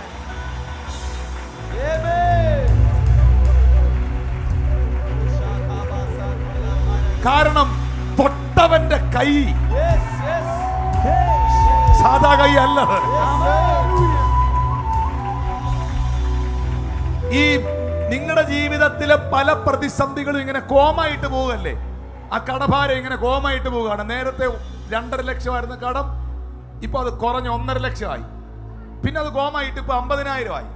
പിന്നെ അത് വീണ്ടും 70,000 ആയി. നേരത്തെ കൈവേദനയായിരുന്നു, കോമായിട്ടു, ഇപ്പുറത്ത് മുട്ടുവേദനയും കൂടെ ആയി. കോമായിട്ട് ഇങ്ങനെ കാര്യങ്ങൾ പോവല്ലേ. ഇന്ന് ചിലതിന് ഫുൾ സ്റ്റോപ്പ് ഇടും.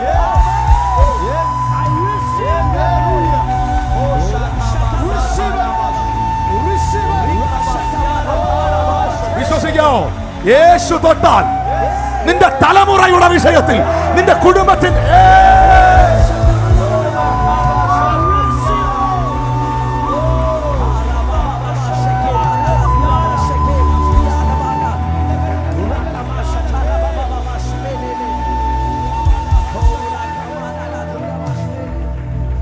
ദൈവാത്മാവ് പ്രവചിക്കുകയാണ്. ആത്മാവ് സഭയോട് അറിയിക്കുകയാണ്.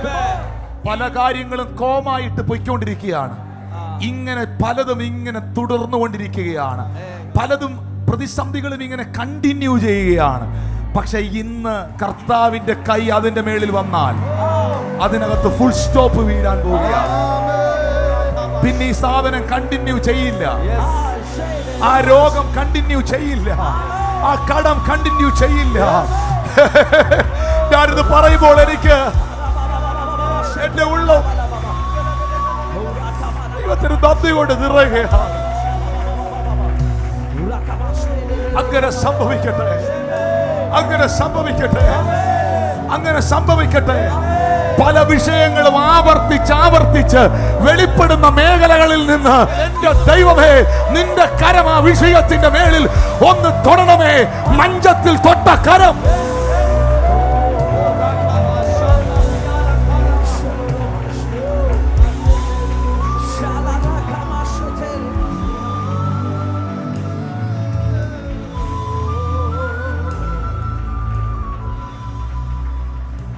സഹോദരിയെ സംബന്ധിച്ച് അവൾ വിധവയാണ്.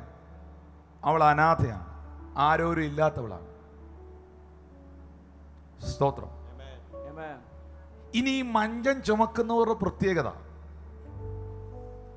ഇവരൊരു ബോഡി എടുത്താൽ ഇവർക്കൊരു ഒരു ടാർഗറ്റ് ഉണ്ട്. ഇവർക്കറിയാം കുഴി എവിടാന്ന്, ഇവർക്കറിയാം ഇത് എവിടാ കൊണ്ട് വെക്കേണ്ടിയെന്ന്. ഇവർ ഈ സാധനം എടുത്തു കഴിഞ്ഞാൽ പിന്നെ ഇത് കുഴിയിലേ കൊണ്ട് വെക്കുള്ളൂ. ഈ യാത്ര തുടങ്ങിക്കഴിഞ്ഞാൽ ഇതിന്റെ ഇടയ്ക്ക് പിന്നെ വേറെ പരിപാടിയില്ല. ഇവര് ഈ മഞ്ചം ചുമക്കുന്നവർ വർഷങ്ങളായി പണി ചെയ്യുന്നവരാ. ഇവരുടെ ചരിത്രത്തിൽ ആദ്യമായിട്ടാണ് ഒരു ബോഡി കുഴിയിലെത്താതിരിക്കുന്നത്.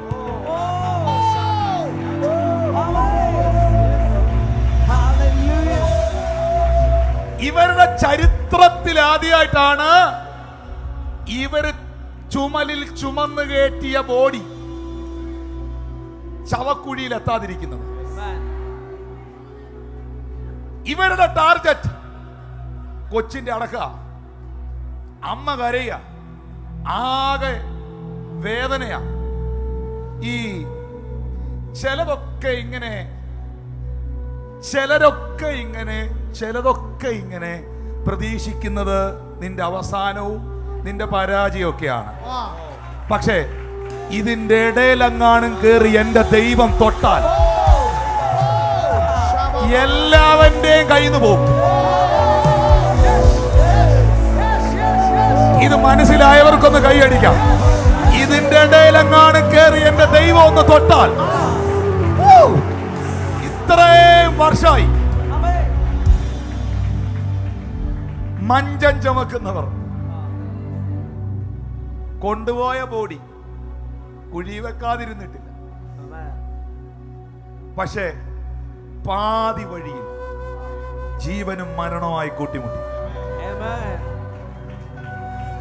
എന്റെ ചോദ്യം, സ്ഥലം MP വന്നാലോ, സ്ഥലം MLA വന്നാലോ, ഇനി ഇസ്രായേലിന്റെ പ്രസിഡന്റ് വന്നാലോ, മഹാപുരോഹിതൻ വന്നാലോ, പ്രധാനമന്ത്രി വന്നാലോ ശവോടക്ക് കിടക്കാതിരിക്കുവോ? ഇനി ഏതവൻ വന്നാലും ശവോടക്ക് കിടക്കും. പക്ഷേ ദൈവപുത്രൻ വന്നാൽ,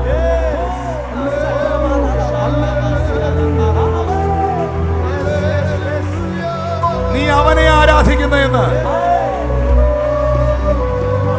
തുറന്ന് പറ. ആ കരം എന്റെ ഭവനത്തിന്റെ മേളിൽ, ആ കരം എന്റെ തലമുറയുടെ മേളിൽ, ആ കരം എന്റെ രോഗത്തിന്റെ മേളിൽ, ആ കരം എന്റെ വിഷയത്തിന്റെ മേളിൽ, ആ കരം എന്റെ ഭർത്താവിന്റെ മേളിൽ, ആ കരം എന്റെ ഭാര്യയുടെ മേളിൽ, ആ കരം എന്റെ സാമ്പത്തിക മേഖലയിൽ, ആ കരം എന്റെ ശുശ്രൂഷയിൽ വെളിപ്പെടട്ടെ.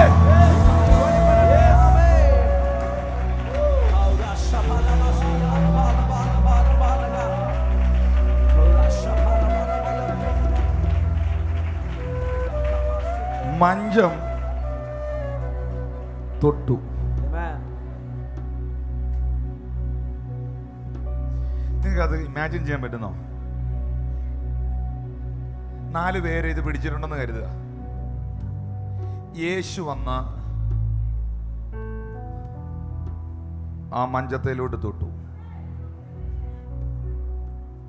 സാധാരണ നിലയിൽ പറയേണ്ടതാ, സാറേ എന്നാ കൈയെടുക്ക്. സാധാരണ നിലയിൽ അറിയാൻ മേലാത്തവൻ പറയേണ്ടതാ, എന്താ സാറേ കൈയെടുക്ക്, നിങ്ങൾ പോട്ടെ. കർത്താവ് പറഞ്ഞോ ചുമക്കുന്നവനോട് നീ നീക്കാൻ? പറഞ്ഞോ? ജീവൻ തൊട്ടാൽ മരണം നിൽക്കും. സൗഖ്യദായകൻ തൊട്ടാൽ രോഗം പോകും. അഭിവൃദ്ധിയുടെ ദൈവം നിന്റെ ഭവനത്തിൽ ഇറങ്ങി വന്നാൽ നീ ദാരിദ്ര്യം ഓർക്കത്തില്ല. ദാരിദ്ര്യത്തെ കുറിച്ച് നീ ഓർക്കത്തില്ല.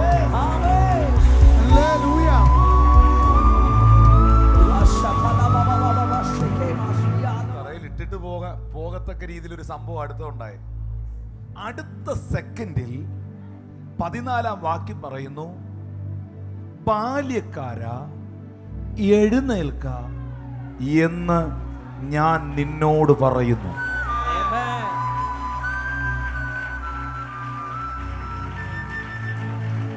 Young man, you are the young man. ആ വാക്കിനകത്ത് ഒത്തിരി ആശയങ്ങളുണ്ട്. ബാല്യക്കാരെന്ന് പറഞ്ഞ ഏതോ ജോലിക്കാരെന്നല്ലേ. യങ് മാൻ, യൗവനക്കാരാ, ചെറുപ്പക്കാരാ.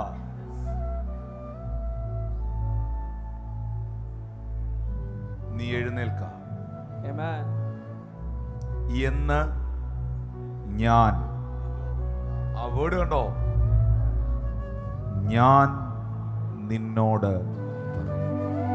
ഇപ്പൊ മഞ്ചത്തിൽ കിടക്കുന്നത്, പെട്ടി കിടക്കുന്നത് കേൾക്കത്തക്ക രീതിയിലുള്ള ഒരാളാണോ, കേൾക്കാൻ പറ്റാത്ത ആളാണോ? ശവത്തോട് എന്തേലും പറഞ്ഞ ശവം കേൾക്കൂ? പക്ഷെ ജീവൻ പറഞ്ഞാൽ ശവം കേൾക്കും.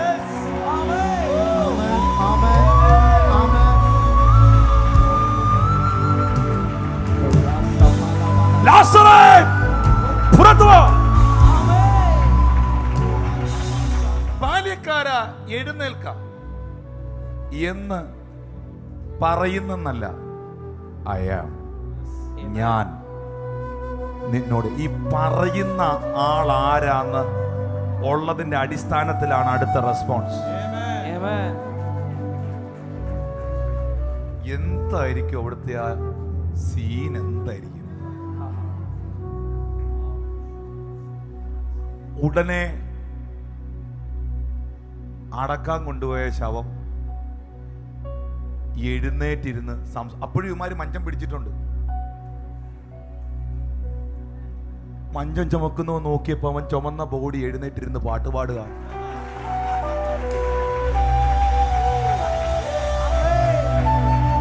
നിങ്ങൾക്ക് ഇതൊക്കെ ആത്മാവിലൊന്ന് കാണാം. വല്ലോ പറ്റുന്നു.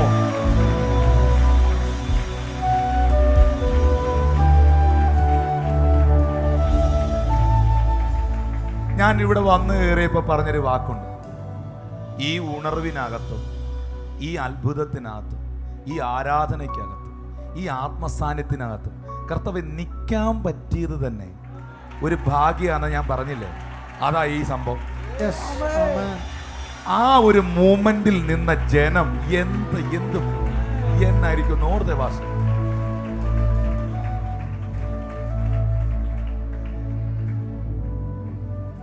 മരിച്ചവൻ എഴുന്നേറ്റിരുന്ന് സംസാരിക്കാൻ തുടങ്ങി. അതിനകത്ത് ഞാൻ മനസ്സിലാക്കിയ ഒരു കാര്യം, ഇവനെ ഉയർപ്പിച്ച് അങ്ങ് വിടുകയല്ല, അവൻ സംസാരിക്കുകയാണ്. Amen.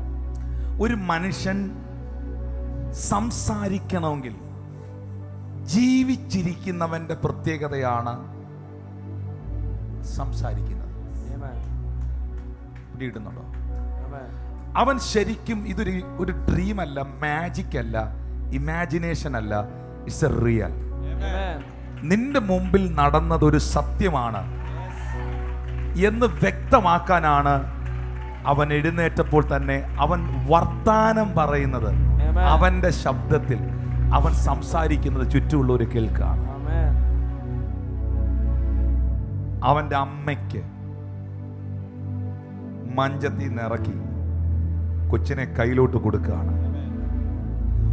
വന്ന വഴികളിൽ ജീവിതയാത്രകളിൽ നഷ്ടപ്പെട്ടതെല്ലാം Amen. നസ്രയനുമായിട്ടുള്ള കൂട്ടിമുട്ടലിൽ തിരിച്ചേൽപ്പിക്കപ്പെടും. Amen. Hallelujah. ഒന്നും കൂടെ, വന്ന വഴികളിൽ ജീവിതയാത്രകളിൽ നഷ്ടപ്പെട്ടതെല്ലാം ദൈവപുത്രനായ ക്രിസ്തുവുമായുള്ള നിന്റെ കൂട്ടിമുട്ടലുകളിൽ നിന്റെ കയ്യിലേക്ക് തിരിച്ചേൽപ്പിക്കപ്പെടും. അത് സൗഖ്യമാകാം, സമാധാനമാകാം, ആത്മരക്ഷയാകാം, വിടുതലാകാം, ശുശ്രൂഷയാകാം. എന്തൊക്കെ നിന്റെ ലൈഫിൽ നിനക്ക് നഷ്ടപ്പെട്ടോ, ഈ നവംബർ ഡിസംബർ മാസങ്ങളിൽ, ഈ അടുത്ത ദിവസങ്ങളിൽ നിന്റെ ജീവിതത്തിലേക്ക് തിരിച്ചു വരുന്ന കാഴ്ച, മടങ്ങി വരുന്ന കാഴ്ച നിങ്ങൾ കാണാൻ പോവുകയാണ്.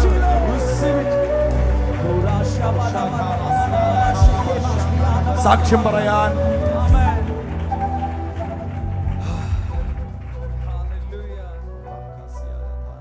സാക്ഷ്യം പറയാൻ ഒത്തിരിയുണ്ട്. Amen. ആരെങ്കിലും ഇതിനകത്തുണ്ടോ നഷ്ടപ്പെട്ടു പോയ എൻ്റെ ജീവിതത്തിന്റെ സമാധാനം യേശുവിനെ കണ്ടുമുട്ടിയ ഒറ്റ കാരണം കൊണ്ട് എനിക്ക് തിരിച്ചു കിട്ടിയെന്ന് പറയാൻ? Amen. നഷ്ടപ്പെട്ട എൻ്റെ തലമുറകളുടെ ജീവിതത്തിന്റെ നന്മ യേശുവുമായുള്ള കൂട്ടിമുട്ടലിൽ തിരികെ കിട്ടിയെന്ന് പറയാൻ? ഞാൻ ധരിക്കുന്ന വസ്ത്രം, ഞാൻ കഴിക്കുന്ന ആഹാരം, ഞാൻ പാർക്കുന്ന ഭവനം, ഞാൻ ഉപയോഗിക്കുന്ന വാഹനം, എൻ്റെ പേഴ്സിലിരിക്കുന്ന ഒരു 10 രൂപയല്ല, ഒരു 10 പൈസ പോലും എൻ്റെ ദൈവം എനിക്ക് തന്നതാണ് എന്ന് പറയാൻ പറ്റുന്നവർ ഇതിനകത്തുണ്ടോ?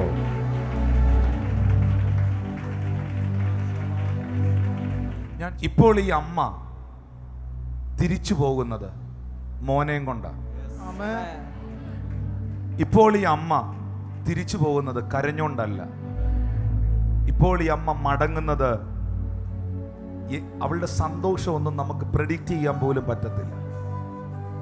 നയീൻ എന്ന പട്ടണം തന്നെ ഇളകി മറിഞ്ഞത് നമുക്ക് ചിന്തിക്കാൻ പോലും പറ്റത്തില്ല. മനോഹര പട്ടണത്തിൽ നടന്ന സംഭവം, ആ കുടുംബത്തിൽ നടന്ന സംഭവം അത്ര മനോഹരമല്ലായിരുന്നു. പിടികിട്ടിയോ? നയീൻ എന്ന വാക്കിന്റെ അർത്ഥം എന്നാ? മനോഹരം. മനോഹര പട്ടണം, സിറ്റി ഓഫ് ബ്യൂട്ടി. Amen. പക്ഷെ അവിടെ നടന്ന സംഭവം അത്ര മനോഹരമല്ല. Amen. പക്ഷെ യേശു വന്നപ്പോൾ അത് ബ്യൂട്ടിയായി മാറി. Amen.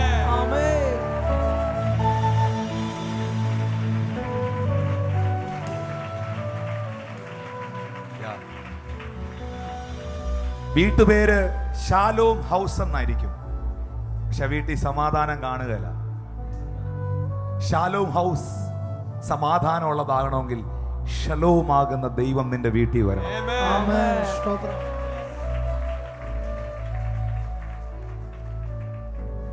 ഹല്ലേലൂയ. Hallelujah. പേര് ക്രിസ്ത്യാനി എന്നായിരിക്കും, പക്ഷെ പെരുമാറ്റം അങ്ങനെ ആകണമെന്നില്ല. ക്രിസ്തുവിന്റെ പെരുമാറ്റം ക്രിസ്ത്യാനിക്ക് ഉണ്ടാകണമെങ്കിൽ ക്രിസ്തു ക്രിസ്ത്യാനിയിൽ വരണം. Amen. മനോഹര പട്ടണം ശരിക്കും മനോഹരമായത് യേശുവിന്റെ എൻട്രിയാണ്. Amen. എനിക്ക് എങ്ങനെ പറയണമെന്ന് അറിയത്തില്ല പാസ്റ്ററെ. അത് Amen. Amen. മനോഹര പട്ടണം ശരിക്കും മനോഹരമായത് Amen. യേശുവിന്റെ എൻട്രിയാണ്. Hallelujah. ഹല്ലേലൂയ. ഇതൊരു unexpected മിറക്കിളാണ്. Amen. Yes. She's never expected that. Amen. 38 വർഷം ബെഥേസ്ദ കുളക്കരയിൽ കിടന്ന രോഗി ഒരിക്കലും അസൗഖ്യം പ്രതീക്ഷിച്ചതല്ല. കാനാവിലെ കല്യാണ വീട്ടിൽ കിണറ്റിൽ കിടന്ന പച്ചവെള്ളം വീഞ്ഞാകുമെന്ന് വീട്ടുകാർ പ്രതീക്ഷിച്ചതല്ല. കാരാഗ്രഹത്തിനകത്ത് പോയ പത്രോസ്, പിറ്റേ ദിവസം മരണപ്പെടേണ്ട പത്രോസ്, തലേ ദിവസം യാക്കോബ് മരണപ്പെട്ടതുപോലെ പിറ്റേ ദിവസം മരണപ്പെടേണ്ട പത്രോസ്, പ്രാർത്ഥിച്ചവന്റെ വീട്ടിനകത്ത് വന്ന് കതകെ മുട്ടുവെന്ന് പ്രാർത്ഥിച്ചവൻ പോലും പ്രതീക്ഷിച്ചതല്ല. Amen.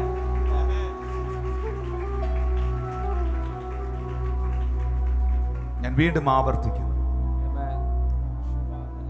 ദൈവത്തിലുള്ള ആശ്രയവും അവനിലുള്ള വിശ്വാസവും Amen. നഷ്ടപ്പെടാതെ ഇപ്പോഴും നീ അവനെ കാത്തിരിക്കുന്നെങ്കിൽ Amen. നീ പ്രതീക്ഷിക്കാത്തത് ചിലത് Amen. നിങ്ങളുടെ വീട്ടിനകത്ത്, സഭയ്ക്കകത്ത്, ശുശ്രൂഷയ്ക്കകത്ത്, ജീവിതത്തിന്റെ മേളിൽ കർത്താവ് നിങ്ങൾക്ക് വേണ്ടി നൽകി തരും. യേശുവിനെ കണ്ടുമുട്ടിയില്ലായിരുന്നെങ്കിൽ, യേശു നയീനിൽ വന്നില്ലായിരുന്നെങ്കിൽ എന്തായിരുന്നേനെ ആ സ്ത്രീയുടെ അവസ്ഥ? ഇത്രയും ചിന്തിച്ചവർ അതൊന്ന് ചിന്തിക്കണം. ഒരു മനുഷ്യൻ ജെറുസലേമിൽ നിന്ന് ജെരിക്കോയിലേക്ക് പോയി.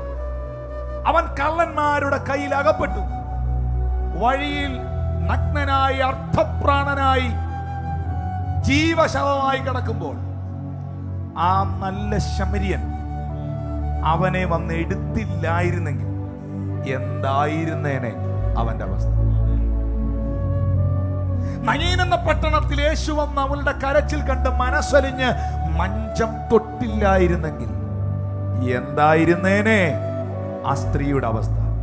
ഇവിടെ വന്ന് വലിയ ഗമയൊക്കെ കാണിച്ച് ഞാൻ എന്തോ വലിയ സംഭവമാണെന്നും പറഞ്ഞ് ഇരിക്കുന്നവരോട് ആത്മാ പറയുന്നു, എന്റെ ദൈവം നിന്നെ കണ്ടില്ലായിരുന്നെങ്കിൽ, Hallelujah. നിന്റെ കുടുംബത്തെ കണ്ടില്ലായിരുന്നെങ്കിൽ Amen. എന്തായിരുന്നേനെ നിന്റെ അവസ്ഥ?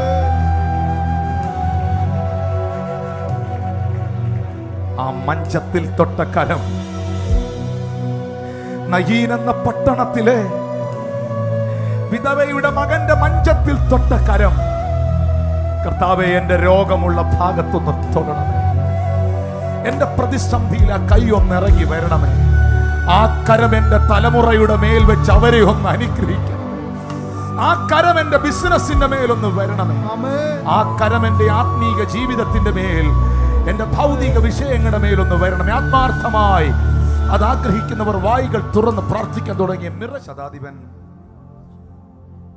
ഇസ്രായേലിൽ പോലും ഇല്ലാത്ത വിശ്വാസത്തിന് ഉടമയായി തീർന്നതിന് ദൈവത്തിന് പറയാൻ ദൈവത്തിൻ്റെതായ കാരണങ്ങളുണ്ട്. അവൻ തന്റെ ദാസനെ സ്നേഹിച്ചു. അവൻ തന്റെ അധികാരത്തെ എല്ലാം മറന്ന് യേശുവിന്റെ അധികാരത്തെ തിരിച്ചറിഞ്ഞു. യേശുവേ, നീ എൻ്റെ വീട്ടിൽ വരാൻ ഞാൻ യോഗ്യനല്ല എന്ന അവന്റെ ഹൃദയത്തെ അവൻ ദൈവസന്നിധിയിൽ വെളിപ്പെടുത്തി. നമ്മളെ അറിയുന്നൊരു കർത്താവുണ്ട്, നമ്മളെ അറിയുന്നൊരു ദൈവം. ആ കർത്താവാണ് നമ്മളോട് പറയേണ്ടത് നമുക്ക് എത്ര വിശ്വാസമുണ്ടെന്നും നമുക്ക് എത്ര വിശുദ്ധി ഉണ്ടെന്നും നമ്മൾ എത്ര നല്ലതാണെന്നും തീയതാണെന്നും ഒക്കെ ദൈവമാണ് പറയേണ്ടത്. നീതീകരിക്കുന്നവൻ ദൈവം, ശിക്ഷ വിധിക്കുന്നവനാണ്. ദൈവം നീതീകരിച്ചതിനെ ആർക്ക് ശിക്ഷ വിധിക്കാൻ കഴിയും? ദൈവം വിശുദ്ധീകരിച്ചതിനെ മലിനമെന്ന് പറയാൻ ആർക്ക് സാധിക്കും? Amen. നയീനിലെ പട്ടണത്തിൽ ആ മഞ്ചത്തിൽ തൊട്ട കരം, ആ വിധവയുടെ കുഞ്ഞിനെ ഉയർപ്പിച്ച കരം, ജീവനായ ക്രിസ്തുവിന്റെ കരം പകലിൽ നിങ്ങളുടെ മേൽ വരാൻ ഞാൻ പ്രാർത്ഥിക്കുകയാണ്. Amen. Praise the Lord. നിങ്ങളെല്ലാം മനസ്സിലാക്കുന്ന, നിങ്ങളെല്ലാവരെയും അറിയുന്ന ഒരു കർത്താവ് ജീവിക്കുന്നു. യേശു ജീവിക്കുന്നു. Amen. ആ വിധവയായ സ്ത്രീ ഒരു വാക്കുപോലും യേശുവിനോട് പറഞ്ഞില്ല. അവൾ പ്രാർത്ഥിച്ചില്ല, അവൾ അപേക്ഷിച്ചില്ല. പ്രവാചകനായ യെശയ്യാ പറയുന്നു, നിങ്ങൾ അപേക്ഷിക്കുന്നതിന് മുൻപേ ഞാൻ നിങ്ങൾക്ക് ഉത്തരമരുന്നു, നിങ്ങൾ ചോദിക്കുന്നതിന് മുൻപേ ഞാൻ നിങ്ങൾക്ക് മറുപടി നൽകാം. Amen. ആ കർത്താവ് എന്നും ജീവിക്കുന്നു. നിങ്ങളുടെ ജീവിതത്തിൽ പ്രാർത്ഥിച്ചിട്ട് പോലുമില്ലാത്ത, ഒരുപക്ഷെ നിങ്ങൾ ചിന്തിച്ചിട്ട് പോലുമില്ലാത്ത ഒരത്ഭുതത്തെ, ഒരു ദൈവപ്രവൃത്തിയെ നിങ്ങൾക്ക് വേണ്ടി ചെയ്യാൻ യേശു മതിയാകുന്നു. ആ പാപിനിയായ സ്ത്രീ യേശുവിന്റെ കാൽക്കൽ വന്നിരുന്ന് കരഞ്ഞു. കണ്ണുനീരുകൊണ്ട് കാല് കഴുകി, തലമുടി കൊണ്ട് അവൾ തുടച്ചു. ഒരു വാക്കുപോലും അവൾ യേശുവിനോട് പറഞ്ഞില്ല. ഞാൻ പാപിയാണെന്നോ എൻ്റെ പാപത്തെ ക്ഷമിക്കണമെന്നോ ഒന്നും പറഞ്ഞില്ല. അവൾ കണ്ണുനീരുകൊണ്ട് കാൽ കഴുകി, തലമുടി കൊണ്ട് തുടച്ചു. ഉടനെ യേശു അവളോട് പറയുകയാണ്, സ്ത്രീയെ, നിന്റെ അനവധിയായ പാപങ്ങൾ മോചിക്കപ്പെട്ടിരിക്കുകയാണ്. അവിടെ കണ്ണിൽ നിന്ന് ഒഴുകിയ ചൂടുള്ള കണ്ണുനീരിൽ നിന്ന് പ്രാർത്ഥനകൾ, അവളുടെ ഹൃദയത്തിൻ്റെ വേദനകൾ, അവൾ ആരെന്നുള്ള യാഥാർത്ഥ്യം യേശു മനസ്സിലാക്കുകയായിരുന്നു. യേശു അവളെ തിരിച്ചറിയുകയായിരുന്നു. ഇന്ന് നിന്നെ അറിയുന്ന, മനസ്സിലാക്കുന്ന ഒരു കർത്താവുണ്ട്. മനുഷ്യൻ മനസ്സിലാക്കാതെ പോകുന്നിടത്ത്, കുടുംബക്കാർ മനസ്സിലാക്കാതെ പോകുന്നിടത്ത്, സഭാവിശ്വാസികൾ മനസ്സിലാക്കാതെ പോകുന്നിടത്ത്, ഒരുപക്ഷെ നിനക്ക് വേണ്ടി പ്രാർത്ഥിക്കുന്ന നിന്റെ പാസ്റ്റർ പോലും, നിന്റെ ഭർത്താവ് പോലും, നിന്റെ ഭാര്യ പോലും, മക്കൾ പോലും മനസ്സിലാക്കാതെ പോകുന്നിടത്ത് നിന്നെ മനസ്സിലാക്കുന്നൊരു ദൈവമുണ്ട്. നിന്റെ കരച്ചിലിനെ കാണുന്നൊരു ദൈവമുണ്ട്. ആ കർത്താവിൻ്റെ കരം ഇന്ന് പകൽ നിങ്ങളുടെ മേൽ വരാൻ ഞാൻ പ്രാർത്ഥിക്കുകയാണ്. മതി, മതി, അത് മാത്രം മതി, അത് മാത്രം മതി. ആ കൈ എൻ്റെ മേളിലൊന്ന് വന്നാൽ മതി. ആ കരം എൻ്റെ കുഞ്ഞുങ്ങളുടെ മേളിലൊന്ന് വന്നാൽ മതി. ആ കരം എൻ്റെ സാമ്പത്തിക മേഖലയിൽ ഒന്ന് വന്നാൽ മതി. ആണിപ്പഴുതുള്ള കരം എന്നെ ഒന്ന് തൊട്ടാൽ മാത്രം മതി. പെരുവെള്ളം കവിഞ്ഞു വരുമ്പോൾ അത് നിന്റെ മീതെ കവിയുകയില്ല. തീയിലൂടെ നടന്നാൽ നിന്റെ കാല് വെന്തു പോകില്ല. അഗ്നിജ്വാലകൾക്ക് നിന്നെ ദഹിപ്പിക്കാൻ കഴിയുകയില്ല. എന്താ അതിന്റെ കാരണം? ഞാൻ നിന്നെ എൻ്റെ ഉള്ളം കൈകൾ വഹിച്ചു. മതി, എനിക്ക് ആ ദൈവപുത്രന്റെ കരം മതി, എനിക്ക് എൻ്റെ യേശുവിന്റെ കരം മതി. യഹോവയുടെ വലങ്കരം ഉയർന്നിരിക്കുന്നു. യഹോവയുടെ വലങ്കരം വീര്യം പ്രവർത്തിക്കുന്നു. അവൻ ബദ്ധന്മാരെ കുഴിയിൽ നിന്ന് വിടുവിക്കുന്നു. ആ കരം തൊട്ട് ആശ്വസിപ്പിക്കുന്നു. കുഷ്ഠരോഗി യേശുവിനോട് ചോദിച്ചു, നിനക്ക് മനസ്സുണ്ടോ? എന്നെ ഒന്ന് സൗഖ്യമാക്കാൻ നിനക്ക് മനസ്സുണ്ടോ? കാരണം ആർക്കും എന്നോട് മനസ്സില്ല. എന്നെ ആരും തൊടാറ് പോലും ഇല്ല. കണ്ടോ, എൻ്റെ ശരീരം എല്ലാം കുഷ്ഠരോഗത്താൽ വല്ലാതെ വ്രണം നിറഞ്ഞിരിക്കുന്നെന്നാണ് അവൻ പറയുന്നത്. എന്നെ ആരും തൊടാൻ വരില്ല. നിനക്ക് മനസ്സുണ്ടോ എന്നെ ഒന്ന് സൗഖ്യമാക്കാൻ? ഞാൻ കരുതിയത് നീ സൗഖ്യമാകാ എന്ന് അവനോട് പറയും എന്നായിരുന്നു. പക്ഷെ ബൈബിളിൽ അങ്ങനല്ല എഴുതിയിരിക്കുന്നത്. അവൻ മനസ്സലിഞ്ഞു, കൈ നീട്ടി അവനെ തൊട്ടു. മനസ്സുണ്ട്, സൗഖ്യമാകാം എന്ന് പറഞ്ഞു. നിങ്ങൾക്കൊരു സത്യം അറിയാമോ? ഇതുപോലൊരു കരസ്പർശനം അവൻ അനുഭവിച്ചിട്ട് വർഷങ്ങളായി. ആരും അവനെ തൊടാറില്ല. ആരും തൊടാത്തവനെ തൊടാൻ ഒരു കരമുണ്ട്. ആരും സഹായിക്കാത്തവനെ സഹായിക്കാൻ ഒരു ദൈവമുണ്ട്. എല്ലാവരും മറന്നവനെ ഓർക്കാൻ ഒരു ദൈവമുണ്ട്. ആ കരത്തിൽ വിശ്വസിക്കുക. ഒരു പാസ്റ്റർമാരിലുമല്ല നിങ്ങൾ ആശ്രയിക്കേണ്ടത്, ഒരു വ്യക്തികളിലുമല്ല നിങ്ങൾ ആശ്രയിക്കേണ്ടത്, ഒരു സംഘടനയിലുമല്ല നിങ്ങൾ നിലകൊള്ളേണ്ടത്. Believe in God. അവനിൽ വിശ്വസിക്കുക. എന്റെ ദൈവത്തിൽ ആശ്രയിക്കുക. മനുഷ്യരിൽ ആശ്രയിക്കുന്നതിനേക്കാൾ നല്ലത് യഹോവയിൽ ആശ്രയിക്കുന്നത്. പ്രഭുക്കന്മാരിൽ ആശ്രയിക്കുന്നതിനേക്കാൾ നല്ലത് യഹോവയിൽ ആശ്രയിക്കുന്നത്. മരണവും ജീവനും തമ്മിൽ കൂട്ടിമുട്ടി നയീനിൽ. നിങ്ങൾ അറിഞ്ഞോ? മരണവും ജീവനും തമ്മിൽ കൂട്ടിമുട്ടി നയീനിൽ. മരണം തോറ്റു. വെളിച്ചവും ഇരുട്ടും തമ്മിൽ കൂട്ടിമുട്ടിയാൽ ഇരുട്ടേ നീ തോറ്റുപോകും. യേശു പറഞ്ഞു, ഞാൻ ലോകത്തിന്റെ വെളിച്ചമാകും. ആ കരം മാത്രം മതി എനിക്ക്, ആ കരം മാത്രം മതി എനിക്ക്. Thank you, Lord Jesus. സാധു എന്നെ കൈവിടാതെ നാഥനെന്നും നടത്തിയിടുന്നു. സാധു എന്നെ കൈവിടാതെ നാഥനെന്നും നടത്തിയിടുന്നു. കോടും കാറ്റും തിരമാലയും പടകിൽ ഒന്നാഞ്ഞടിക്കും. കോടും കാറ്റും തിരമാലയും പടകിൽ ഒന്നാഞ്ഞടിക്കും.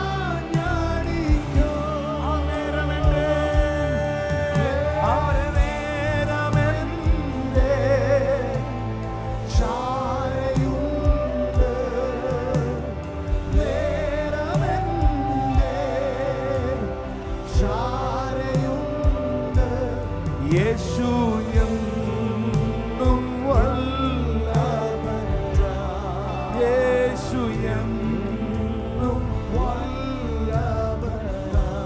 ഇത് വെറുതെ പാടിയതല്ല, ആ നേരം എന്റെ ചാരയുണ്ട്. ദേവദാസനെ, ആ വിലാപയാത്ര പട്ടണത്തിന് പുറത്തെത്തിയെങ്കിൽ, യേശു കർത്താവ് ആ സമയത്ത് അവിടെ വരാതിരുന്നെങ്കിൽ, അവര് കുറച്ചും കൂടെ നേരത്തെ ഇറങ്ങിയെങ്കിൽ, യേശു കുറച്ചും കൂടെ വൈകി വന്നെങ്കിൽ, ജീവനും മരണവുമായി കൂട്ടിമുട്ടില്ല. പക്ഷേ ദൈവത്തിന് പദ്ധതിയുള്ള സകല വിഷയത്തിലും ദൈവം സെറ്റ് ചെയ്തിരിക്കുന്ന ഒരു ടൈമുണ്ട്. ആ ടൈമിൽ, ആ കൃത്യസമയത്ത് അവൻ നിങ്ങളെ തക്ക സമയത്ത് ഉയർത്തേ. അവന്റെ ബലമുള്ള കൈ കീഴിട്ടാണിരിക്കുന്നത്. ആ സമയം തെറ്റില്ല. നിന്റെ അപ്പത്തെ വെള്ളത്തിന്മേൽ എറിയുക, അത് വൈകിയാലും വരും നിശ്ചയം. സമയം തെറ്റുകയില്ല. നമുക്ക് സമയം പോയെന്ന് തോന്നാം, സമയം കഴിഞ്ഞെന്ന് തോന്നാം, അയ്യോ ഇനി അതെങ്ങനെ നടക്കുമെന്ന് തോന്നാം. പക്ഷെ ദൈവം കൃത്യമായ ടൈമിലാണ്. ദൈവത്തിന്റെ കരം ഇപ്പോൾ നിങ്ങളെ സ്പർശിക്കട്ടെ.